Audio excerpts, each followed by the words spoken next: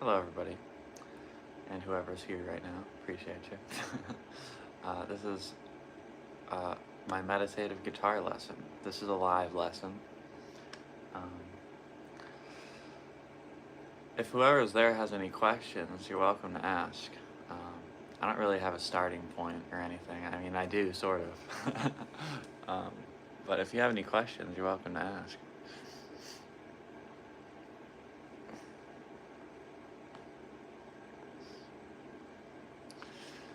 Otherwise, I'm pretty much just going to go over my philosophy of looking at and playing the guitar, um,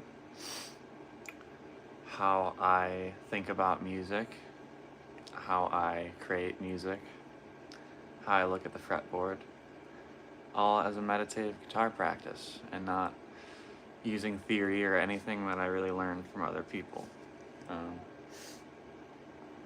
So yeah.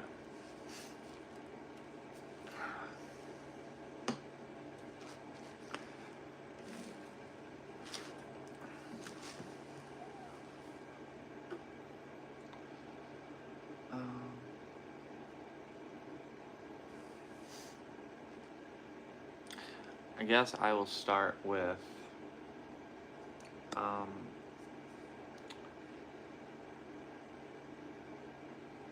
looking at the guitar as not something that you have to learn,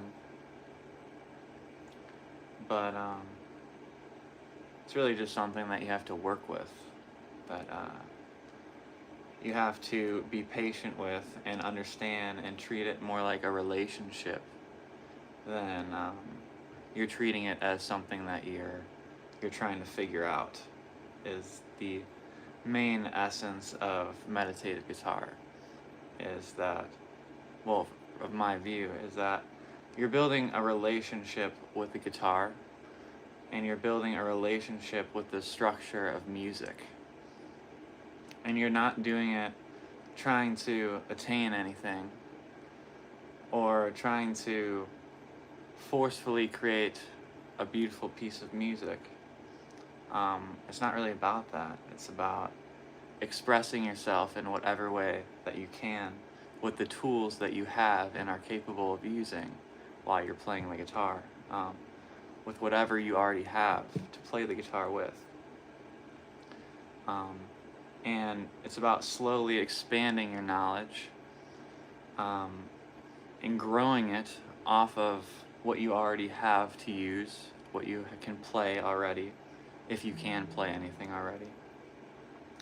And not trying to force growth in your practice. It's about letting your skills, your voicings, your hands, your mind slowly intake the knowledge it needs in order to play the guitar. So I think the biggest thing in meditative guitar is patience and building a relationship with your guitar. And not trying to find easy, quick methods of sounding good fast, because there really are none. There are none. Sure, there are some things that are easy to make sound good, but there's no immediate way to just start playing the guitar and be free in playing the guitar and just improvise, and there's no shortcut, is what I'm trying to say. Anyhow, that being said, I don't know what level anybody that is ever going to watch this is at, but I'm just going to assume for this video that people are not an absolute beginner. I'm going to assume that you at least know how to play songs or something of that matter. Maybe know bar chords, maybe you even know scales already. I don't know, but I'm going to assume that you know some things at least.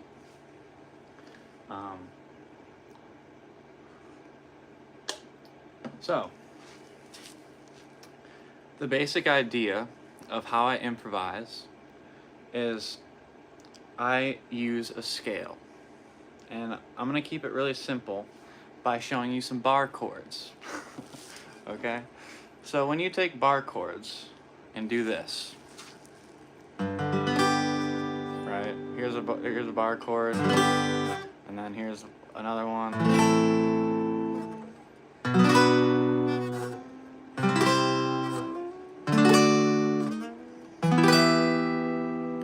So the basic idea of what I just did, that's a very basic chord progression, yes. But all of your most basic chord progressions work exactly like that.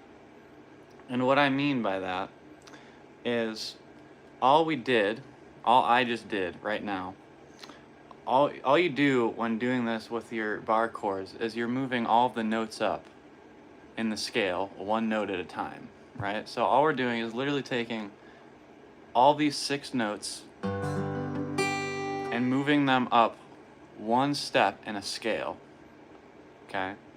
Which I'll show if you don't understand that, to get to the next chord. So all we did is move all of these notes up one note in the scale, in the relative scale that we're playing in, to get to this chord. And all we're going to do is move all 6 notes up one more time to get this chord. And we're not going to call these chords by any names. We're going to keep this very simple. So the most basic idea of harmony is you're just moving notes together at the same scale distance of notes, if that makes sense. I'll try to explain that more. So, what is a scale? Let's talk about a scale, as simply as I can put it. I look at the guitar like one scale. It's a continuous scale. And if you know your bar chords, then you already know the scale across the whole neck. Because when you have your bar chords, you're literally using all the notes in a scale. Right? So, anyhow, let's look at a scale. Here's our scale. Our major, I'm not going to call this a major scale. We'll call this one of our scale boxes, okay? If you'd like to know what these scales are and where to learn them, you should look into the 7, what I used was the 7 3-note per string system scale shapes. Anyhow, so you know you should know your scales.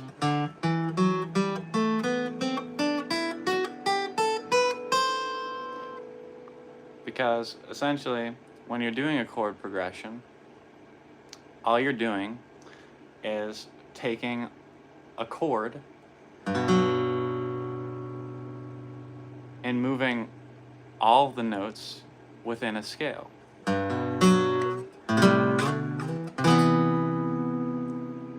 Right? Just across the entire neck. Okay? So, if we look at this scale pattern here, we'll just stay in this little box here.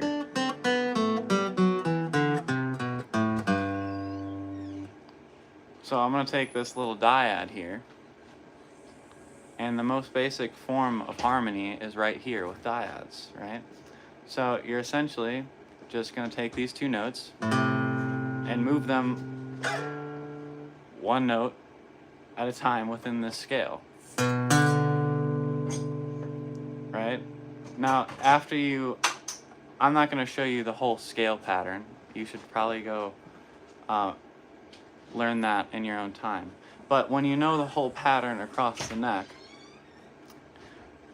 all you need to do is visualize and I started with just two notes at a time, because doing whole chord patterns can be confusing.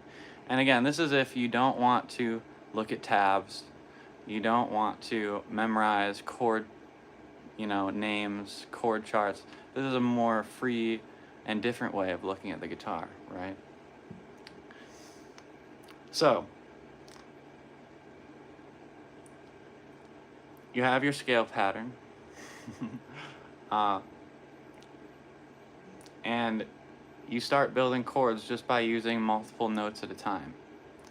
That's the most basic principle. And we'll start with these two notes.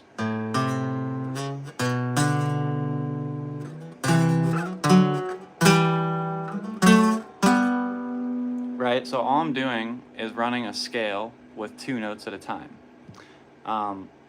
And you get, now there are 7 notes in a scale, okay? So because there are only 7 notes in a scale, when I start at a dyad, so if I'm starting here, this is number 1, this is number 2, this is number 3, this is number 4, this is number 5, this is number 6, this is number 7, and this is number 1. Again, so this is the same dyad as this number 1 dyad. It's just at a higher frequency, right? Okay.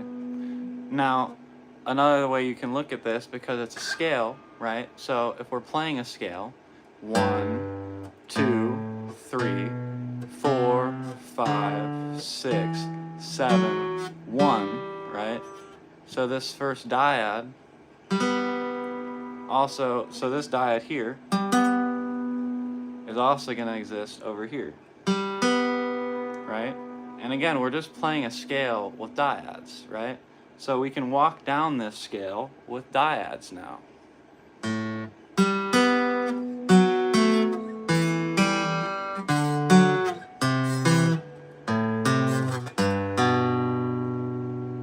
Is essentially what I just did there. So this is essentially what I do when I'm improvising, right? I'm not trying to think of a chord progression. I'm not trying to, I'm not doing anything like that. I'm literally just playing a scale with multiple notes and just feeling where I want the notes to sort of stick at. If that probably doesn't make sense, but I'll explain that. So, how do you start making music with this idea, right? When I began, right, because we're keeping this to, as little theory and sort of how I learned the guitar in the first place, was I literally just sat here and I listened to them.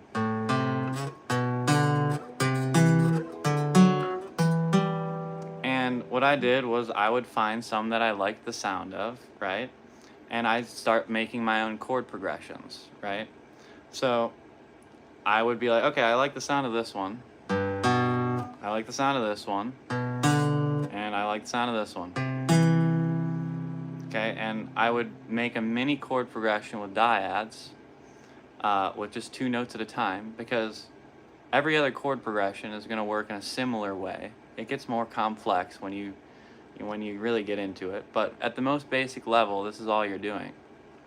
And what I'll think is, okay, number 1, number 3, number 4. Okay, and these are the ones that I'm focusing on.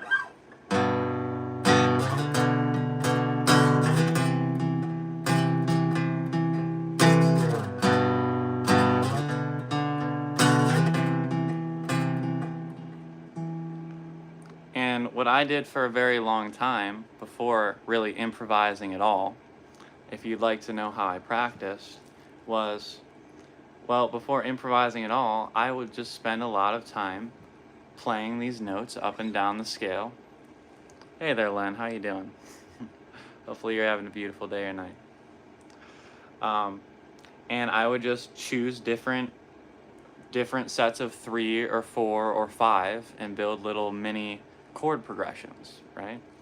So I would start doing different ways. So let's just choose a different set. Let's go this one, this one, this one, and this one, right?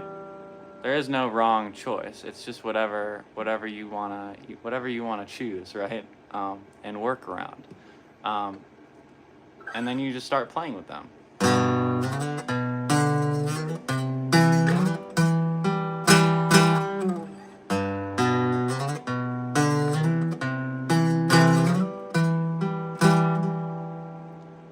And I would do that across registers, across, I don't know if it's easier if people can ask questions, I never know. But anyhow, I would just practice building little chord progressions out of diads, because it's the most basic form of doing this.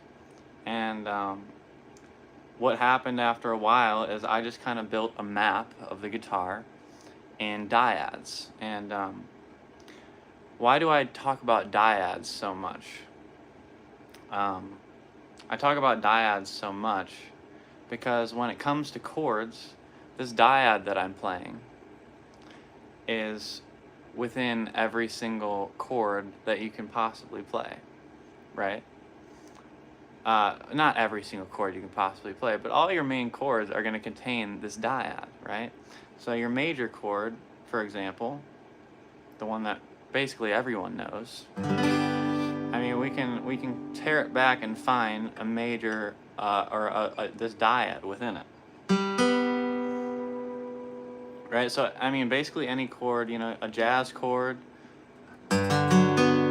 also has this diad within it. So anything you do with this diad, you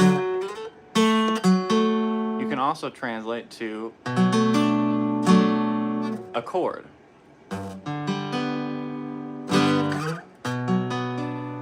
Because they're all going to be very similar movements in the end.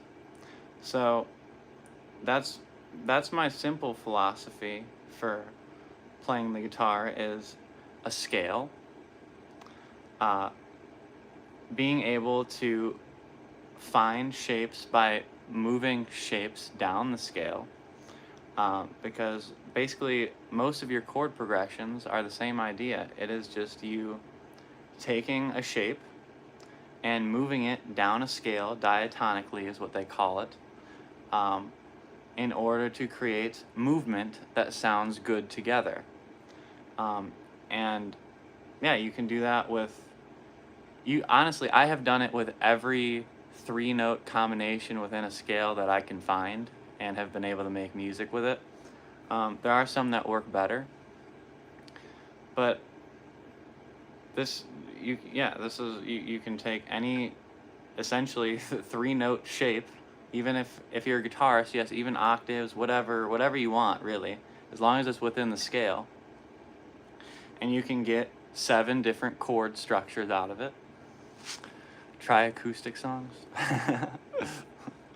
Hey there, Len. I'm not doing any songs right now, I'm sorry. Anyhow, you can take any 3 or more notes within a scale and move them down the scale to create a possible set of chords, to build chord progressions. So let's just do these 3.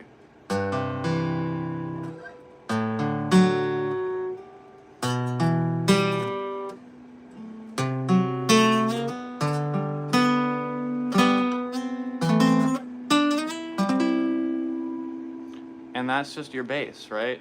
Now, to get improvising, like I said, I didn't really improvise freely at first. You know, you choose some options, and you just improvise in a small space for a while, right? You don't just immediately start using the whole guitar. Choose like 3 voicings and figure out different ways that you can play it, right? You don't need to just strum it as a chord. You can arpeggiate. You can arpeggiate and then slide, right? Just pick a small space where you're using this idea of taking notes within a scale and moving them along the scale, just like you're playing a scale, but instead of that, you're taking 3 notes within a scale and moving all of them, okay? And that's essentially a chord progression. If you do play guitar and you want to know what I'm doing, this is a C major, this is a D major, And this is an E minor chord. And what you can start to do is just sit in here and start improvising in this small space.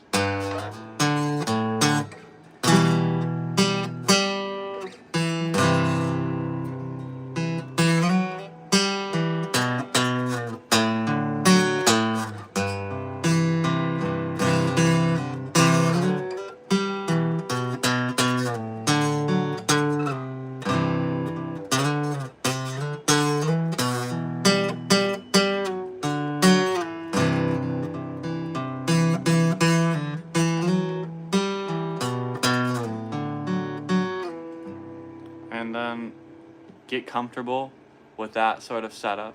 You want to learn guitar soon? You absolutely should, Len.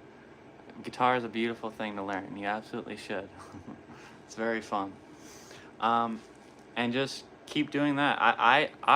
If you want to know what I did, I sat with literally the same chord shape for like probably 3. You can look at my live streams. I sat with the same chord shape for quite some time. Hey there, Christian Farrell. How are you, buddy? For quite the same time, I sat with the same chord shape, just practicing different progression structures, essentially, for some time. And you don't need to play it straight like this, right? Choose different orders as well. So maybe start here, and then drop to the first one, and then go to the second one. And then improvise within this little space, right? Teach you how to play guitar soon?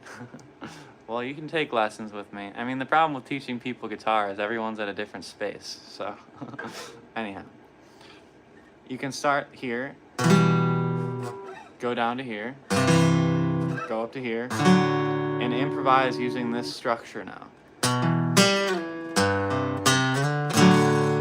Which is going to give a different feel than when I did it at first, like this.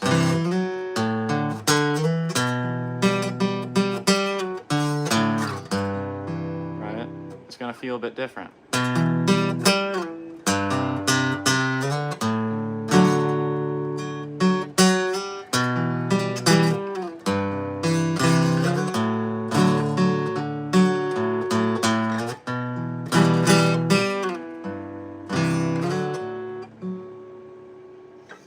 And whenever you start getting bored, enjoying the lesson, are you enjoying the lesson or am I? I'm enjoying it, sure. If you are, that's amazing, my friend. If you get bored doing that, then just choose another 3, right? Just choose another 3 of these shapes. And by the way, these shapes are going to exist all over the fretboard. You just got to keep moving it along with the scale pattern, which can get complicated because of the different string setups.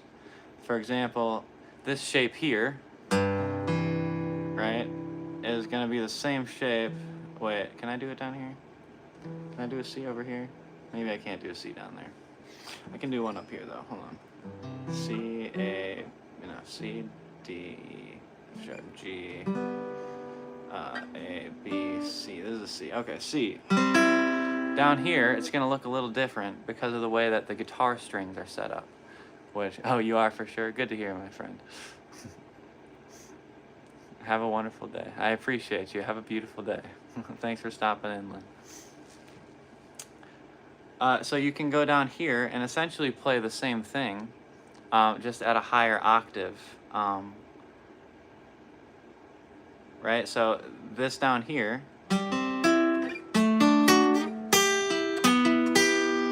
is actually exactly the same as this.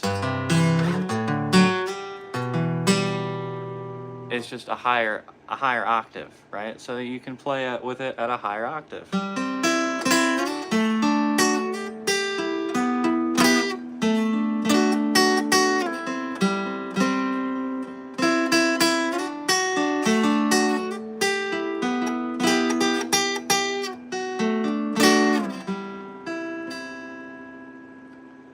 Or you can even, you can shift it up. You can go from this first chord, right? And then you can go to, let's go to the 4th chord.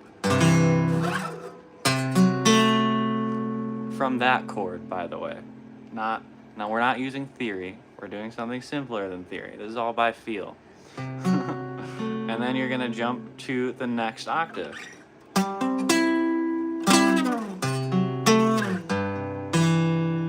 And then I would play within this little confined chord progression for a while and figure out ways to play it. What's that, a guitar? Okay, Len. Anyhow.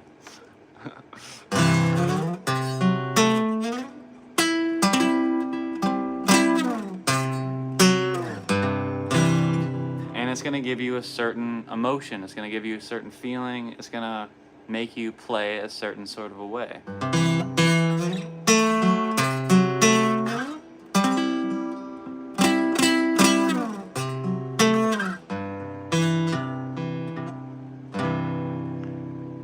And this all this does is it starts giving you the ability to start to play. It starts giving you the ability to learn how harmony works. Most harmony is literally just moving notes together. Most harmony, not all harmony, but most harmony. I'm always laughing. I like to smile and laugh. I like to smile and laugh. So that's the basic idea. And then, you know, you can do this with any shape that you'd like to try. I mean, like I said, I would stick in the same shape for a while, because I say the same shape. These are technically multiple shapes. But chord progressions get a lot more advanced than that. So I'm calling it, you know, the same shape, because it's technically the same shape. But yeah, I would stay in the same shape and just learn where it exists across the fretboard. Very slowly, very intentionally. And just keep playing around with different spacings of chords, right? The most common ones, the most common one that people teach is going to be something like this.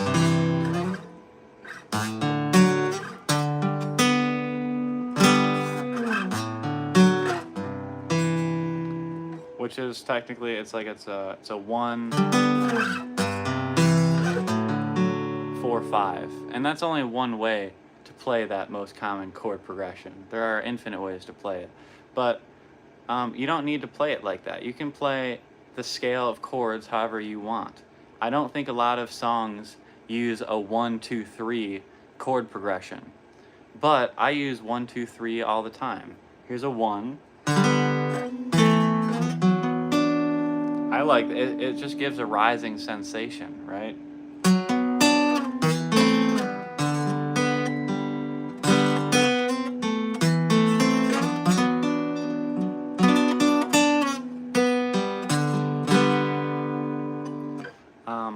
So yeah, I mean, that's the main part of my that's the main part of my guitar playing, is taking a scale, learning the 7 3-note per string shapes of a scale, and learning the chord that is associated with, you know, each location on the fretboard based on a shape that you choose. And every shape is going to give you a different sort of sound. You can start with any shape you want. Here's a different shape. And again, all I'm going to do is I'm going to move it down this scale, just one note at a time within the scale, right?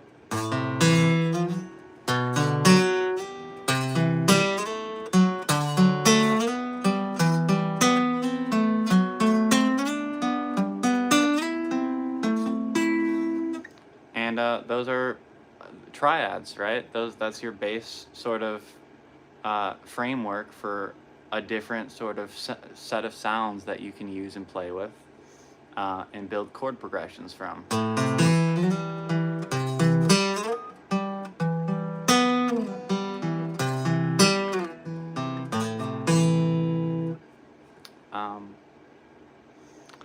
And yeah, I mean, that's essentially my method of building chord progressions. it gets way more complicated than that. But this is my first lesson video. There's not very many people here, and there's not very many people that are going to ask questions. So I don't really want to explain too much. For this first video, what are the main takeaways? Are one, there is no right or wrong chord progression. There is no right way of doing this. There's only what you think sounds good and what you want to play. It's about creating music. It's not about copying what already exists. So there is no wrong or right way to do it. Just the most important thing about the way I play is the scale across the fretboard and being able to move shapes across it to create a very simple form of harmonic movement so that things sound cohesive and sound well together. That's the most basic aspect of how I play, and it's essentially how I play. Everything started this way. It all started this way, just taking a scale, moving sets of fretted notes along the scale, and building chord progressions out of those sets of notes. And slowly, over time, figuring out how to connect them with each other. And there's a lot of ways that you can do that. But, you know, everyone's at a different level, and I don't want to explain endlessly for no reason. But, yeah, that's how I do chord progressions.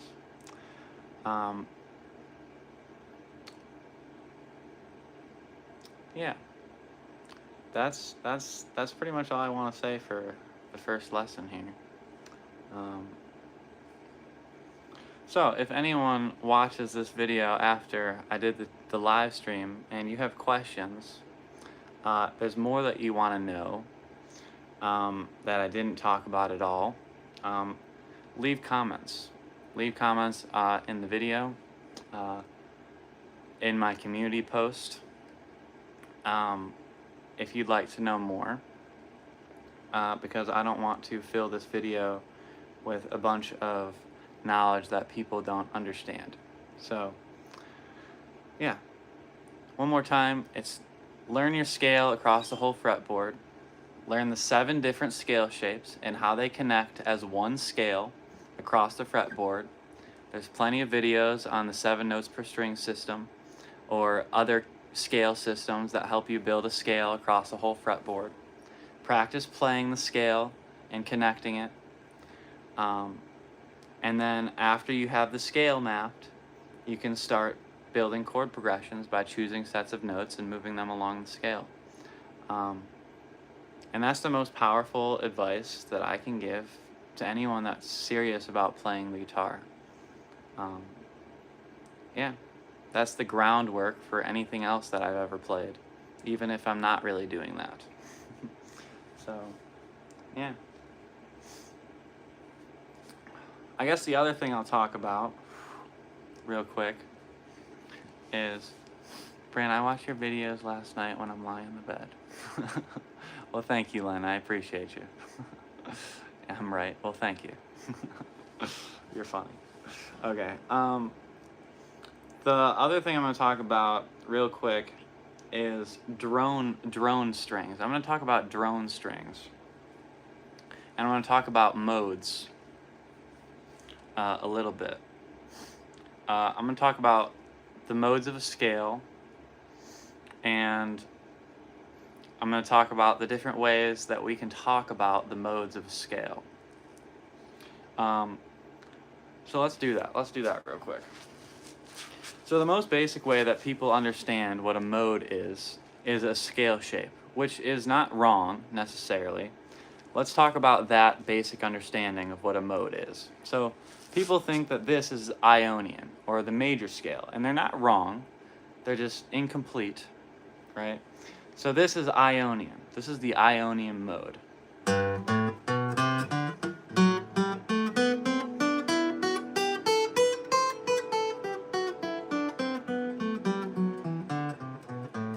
That's the Ionian mode, right? But what that really is not, it's not really a mode.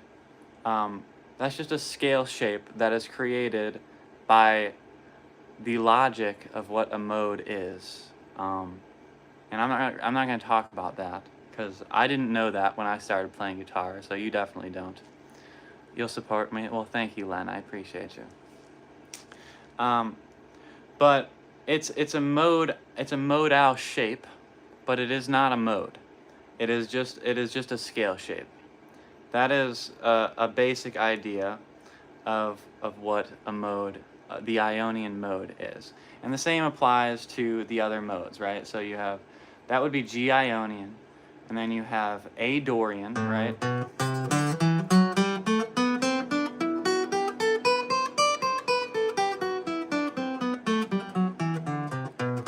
And yes, you do get a sort of, they call it a Dorian sound when you play this scale, when you start on A and you go A, B, C, D, E, F sharp, G, A. That's Dorian, right? To some extent, that's Dorian. Although, again, it's not really the whole picture. And then you have, what's it? You have B Phygrian.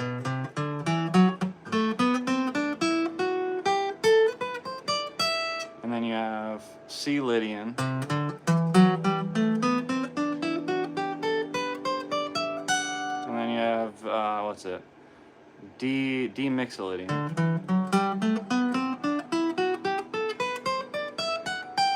And then you have the E minor shape.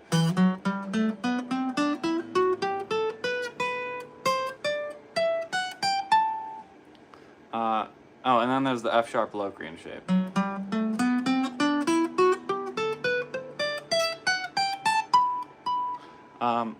So those are mode shapes.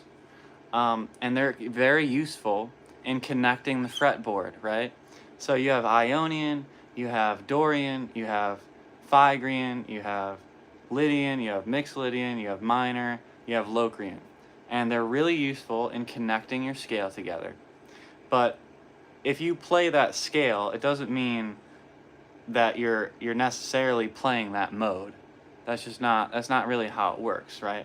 So that's the level 1 understanding of what a mode is. It's a shape of a scale. I think the level 2 understanding of what a mode is the type of sound that you get when you play a backing track or a drone. And that is also correct. That is also a mode, right? So if I'm in G major and I play an F sharp Locrian backing track and I play the G major scale, then what I'm going to get is the sound or the reaction of F sharp Locrian to the scale that I'm playing. But you know, essentially, if I'm playing over an F sharp Locrian backing track or an F sharp Locrian, or an F sharp drone, then yes, I'm going to get the sound of F sharp Locrian no matter what I play within the G major scale. You don't need to play the F sharp Locrian scale to play F sharp Locrian. Or any scale to play that mode of a scale. When you're using a backing track or a drone. Because what a backing track or a drone does is it will pull the phrasing of whatever you're playing towards that mode. I don't know if that makes any sense, but we're going to continue. Here, maybe I can do an example. Let's play an F sharp drone and then play over it and see what it sounds like.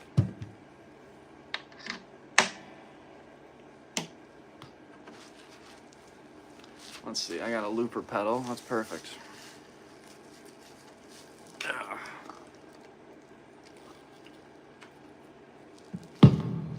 Ooh.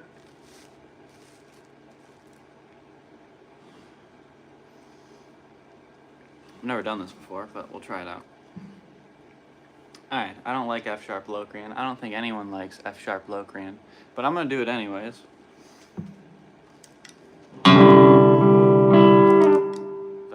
That already had something recorded over it, my bad. Let's restart that. Okay. Alright, F sharp.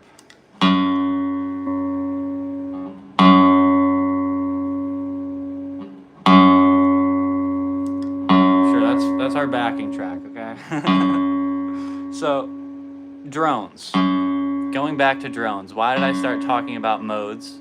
I started talking about modes because of the way I use drone strings. Anyhow, so what does this F sharp drone do? It's basically like an F sharp backing track. F sharp Locrian backing track if I play the G major scale over it. See, this is G. It doesn't sound very good, but that's because of the drone in the background.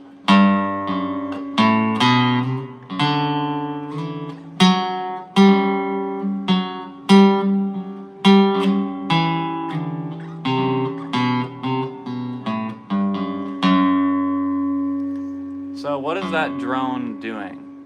The drone, when I play a drone, the drone is just setting the background of what I'm playing all of my other notes against, okay? I don't know if that makes sense. But essentially, when I play this F sharp, it sounds good. It resonates there. And when I play this G, now I'm playing a really tense interval. Because what I'm essentially doing is playing a really, I'm playing this. Essentially, which is a really tense note, right? So it makes the G sound really tense, right? This one doesn't sound as tense because of the spacing between this note and the F sharp note. So, what am I trying to get at here? A mode is how a note sounds against a drone or a background note. Thank you, Len. I appreciate you. And that's what chord progressions are for, what backing tracks do. It's like a backing track is like a more complex drone that sort of sets the mood of what you're playing. So F sharp Locrian is not what you get out of a backing track, and it's not a scale shape. F sharp Locrian is a way of phrasing notes so that you're creating a gravitational pull towards F sharp while you're in G major. I don't know if that makes any sense, but that is what a mode is in the end. So I can play with this drone note.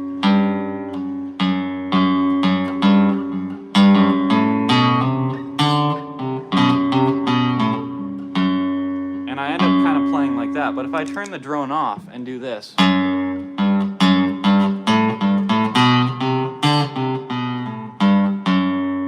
that's F sharp Locrian. And now you might notice I'm in the F sharp Locrian scale shape, but you don't need to be in the F sharp Locrian scale shape.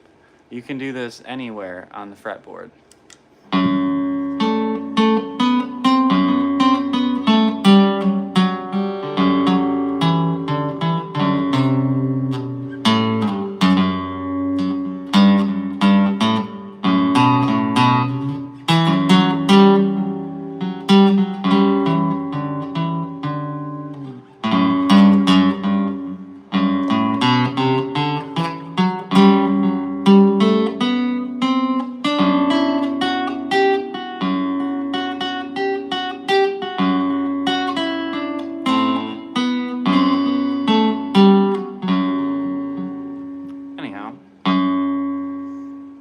So, a mode is not a scale shape, and it's not exactly what you get from a backing track. A mode is simply how you play 7 notes. The same 7 notes. So you can play the 7 notes of G major anywhere on the fretboard, and depending on how you play them, you'll either get F sharp Locrian, G major, A Dorian, B Phrygian, C Lydian, D Mixolydian, or E minor. And it's all dependent on how you're playing the notes. But all of those definitions of a mode are correct. They are all correct. But if you want to understand what a mode is, play a modal backing track or play a drone and play a scale, and you'll understand what a mode feels and sounds like, which I think is important. It's not extremely important, but I think it's important. And that's essentially how I use drones. For the most part, is I use my open strings to create chords, yes, in a way. But I also use them as a backdrop note, right? So a lot of times when I'm playing, I drone some strings. So I like to drone my D and my G strings a lot, or the G a lot, because you know I'm in G major and G major sounds good. So when I drone the G string, it pulls my phrasing, the way I play notes, towards G major. So that's one way I use it, but I usually like to drone a lot of different strings, right? So because they all pull towards something else. Like if I'm in G major and I drone the E string, then I'm gonna be pulling myself towards E minor, which is a mode, right?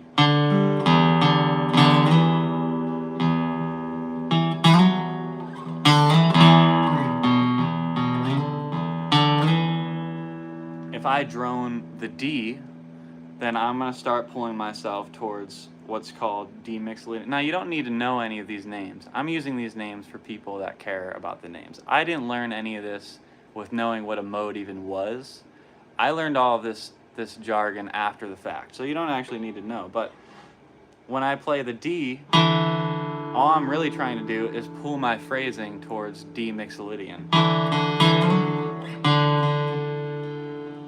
And if I hit the E, I'm trying to pull it back to E minor. This is your E minor chord here. That's not very important, but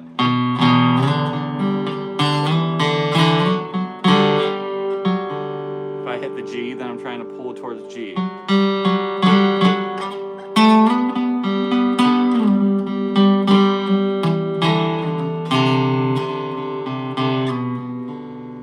Anyhow, so that's how I use drones.